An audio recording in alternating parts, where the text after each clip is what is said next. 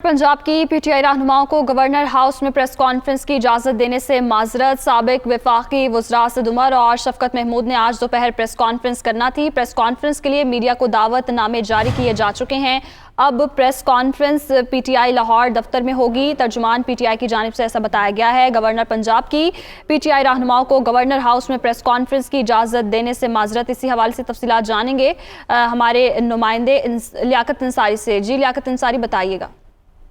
आज बिल्कुल governor house में आज पीटीआई के मर्कजी सेक्रेटरी जनरल असद उमर और पीटीआई पंजाब के सदर शफकत महमूद ने 12 बजे प्रेस कॉन्फ्रेंस रखी थी, जिसके लिए तमाम मीडिया को दावतनामे जारी कर दिए गए थे और मीडिया भी जो है गवर्नर हाउस के गेट पर पहुंच गया था। लेकिन गवर्नर हाउस ने जो है वो इन तहरीक इंसाफ के मरकजी रहनुमाओं को जो है वो गवर्नर हाउस के दरबार हॉल में प्रेस कॉन्फ्रेंस करने की इजाजत देने से माजरत कर दी है और जो जिस बाइस मीडिया को अब वापस जाना पड़ा है।